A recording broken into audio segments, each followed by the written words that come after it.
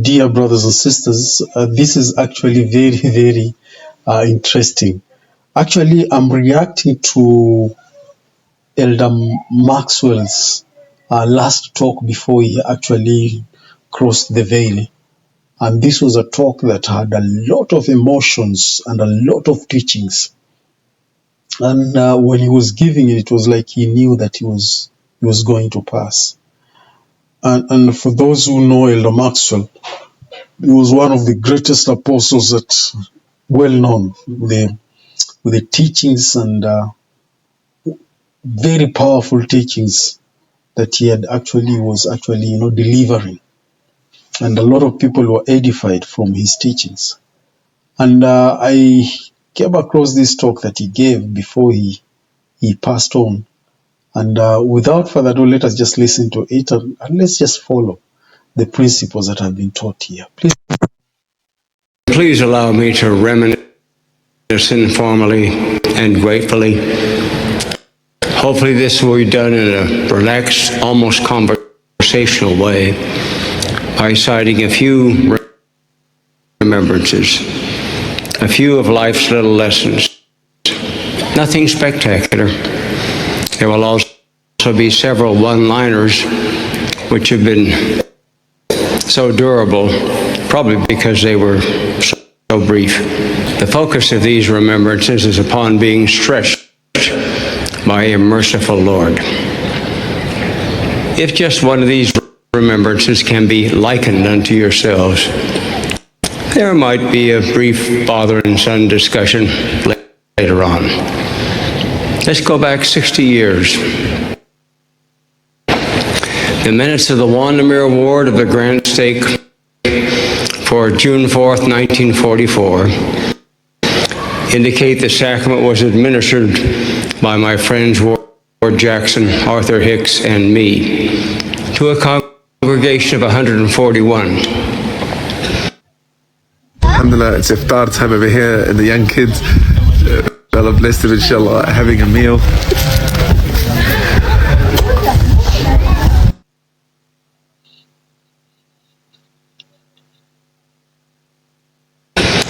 Then it was off to war.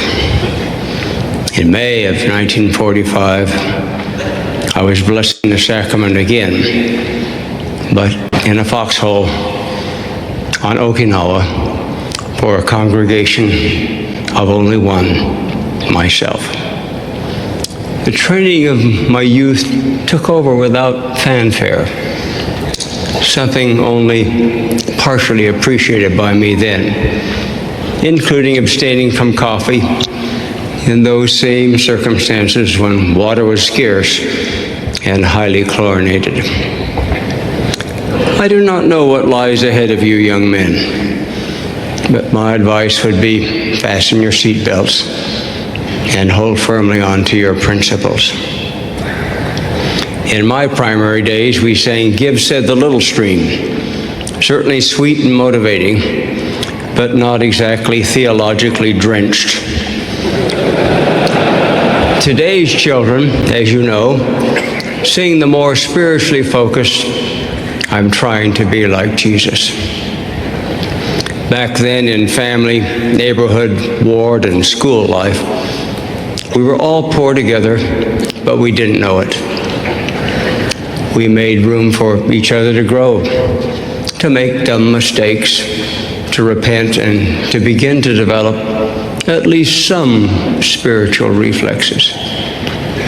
Today, some anxious parents seem to insist on constantly pulling up the daisies to see how the roots are doing.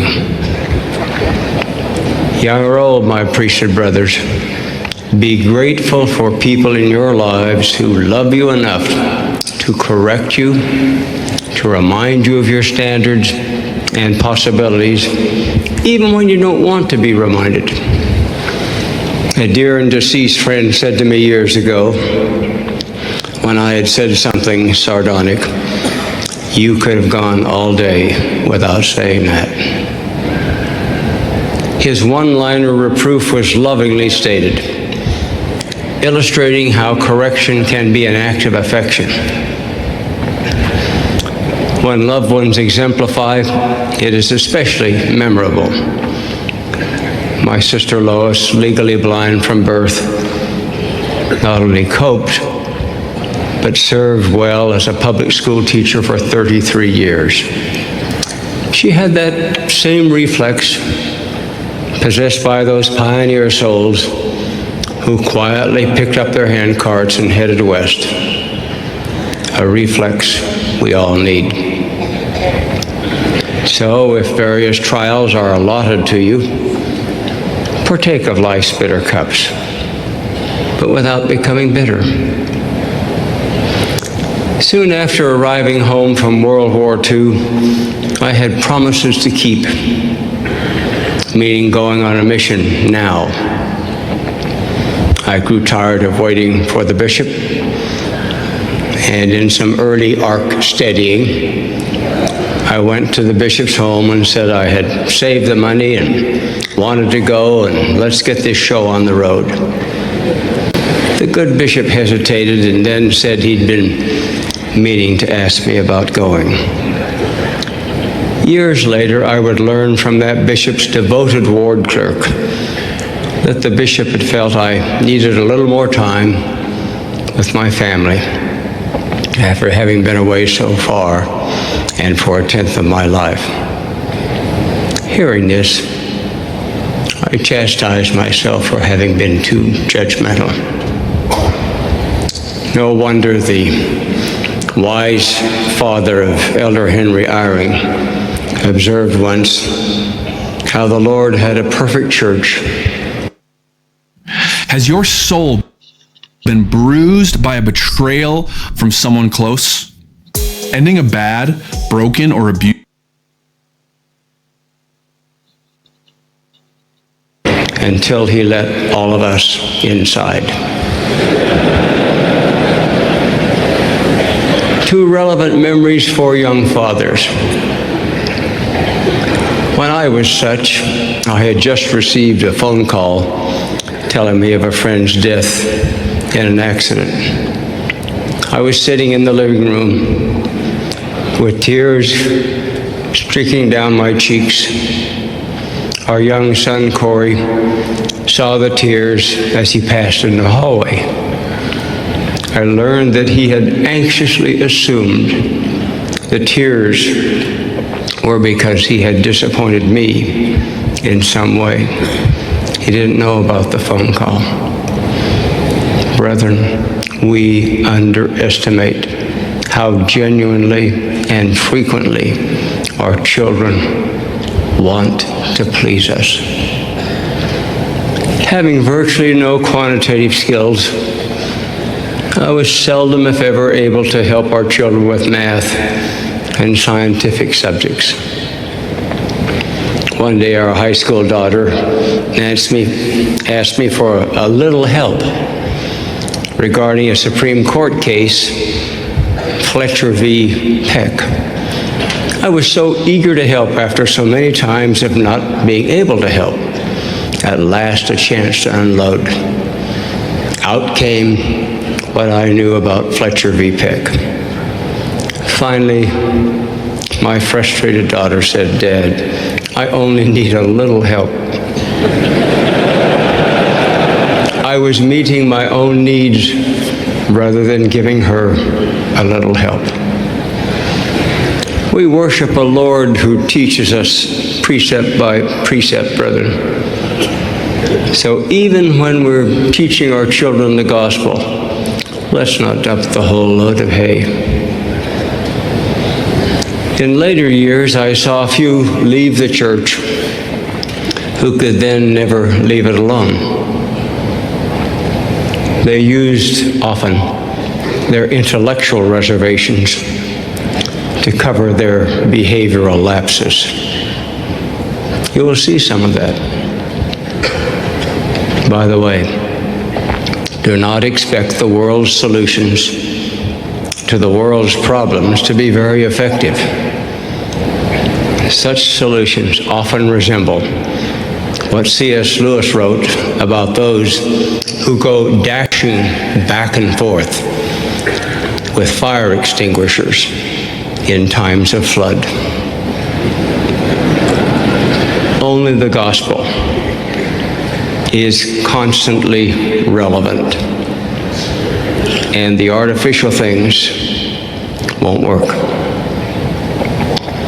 Once, when traveling with Elder and Sister Russell Nelson, we left our hotel in Bombay, India, to catch a plane for Karachi and then on to Islamabad. When we got to the chaotic airport, our flight had been canceled. Impatiently, I said to the man at the airline counter, "What do you expect us to do? Just give up and go back to the hotel?" He said with great dignity, "Sir, you never go back to the hotel." We rummaged about the airport, found a flight, kept the appointment in Islamabad, and even had a night's sleep. Sometimes life is like that. We're left to press forward, endure frustrated expectations, refusing to go back to the hotel. From our earliest days in school, we've been programmed to focus and pay attention when someone writes on a whiteboard.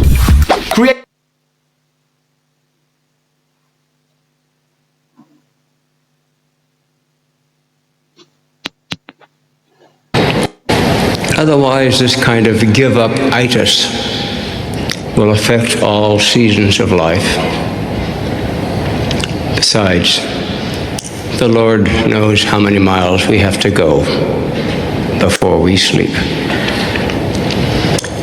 In 1956, after returning home from several years in Washington, D.C., and having declined several attractive offers there, I received an offer to work at the University of Utah. My wife said I should take it. She said presciently, "I feel if you go there, maybe you'll have some influence on students." I replied impatiently, "I'll just be typing news releases." The subsequent opportunities included being a bishop of a student ward, dean of students, and teaching hundreds of fine students in political science. It wasn't status that mattered, of course, but being stretched and being given opportunities to serve. Our wives are often inspired, but sometimes in a counterintuitive way. That reality about the counterintuitive way, young men, is something which your fathers may be brave enough to explain to you sometime. It's interesting, too, how we create cumulatively expectations in the lives of our grandchildren, even when we're not aware of it. Some years ago, when our grandson Robbie was about 5, we dropped by to see his family in Orem. He was asleep upstairs, and his mother called, "Robbie, Grandpa Neal is here." A tired little voice floated downstairs, saying, "Shall I bring my scriptures?"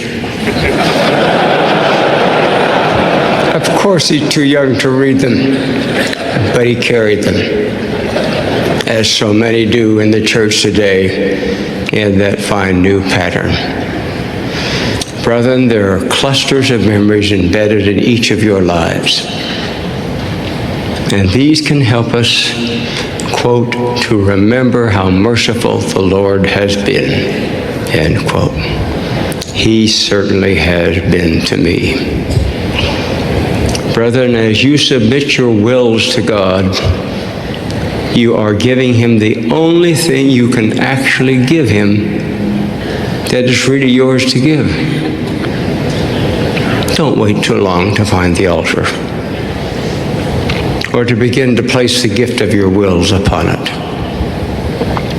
No need to wait for a receipt. the Lord has his own special ways of acknowledging. I testify to you that God has known you individually, brethren, for a long, long time. He has loved you for a long, long time. He not only knows the names of all the stars, he knows your names and all your heartaches and your joys. By the way, you have never seen an immortal star. They finally expire.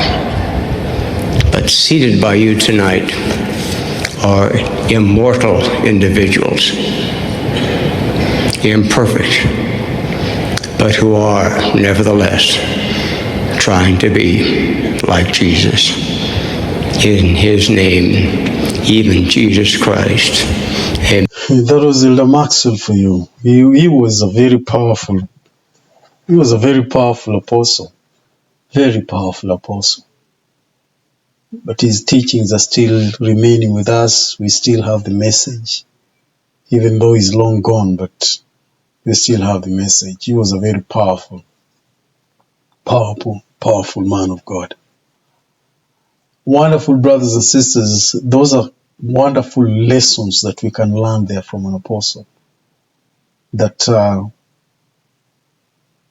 in all we do, we just have to remember one thing, that we have a loving Heavenly Father in heaven who loves us all, and he loves us so much, and he had known us for a long, long time, and he knows each one of us by name. Each one of us by name. And I like what he said, that when you look at the stars, there has never been any immortal star, because those stars will fade with time. But for us, as children of our Heavenly Father, we are immortal. Even though we are in this state, just trying to be righteous. But we are actually immortal because we have a Father in heaven. That was powerful, and that is a message that remains with me. That one remains with me. That one has changed my way of seeing things. It has changed my way of seeing things. Otherwise, thank you very much. God bless you. And I'm looking forward to see you again next time. And for those who've not subscribed, I plead with you, please subscribe. We have a target so that we hit about 5,000 subscribers. Kindly tell a friend to tell a friend to tell a friend to subscribe. Thank you very much. God bless you. And I'll see you next time.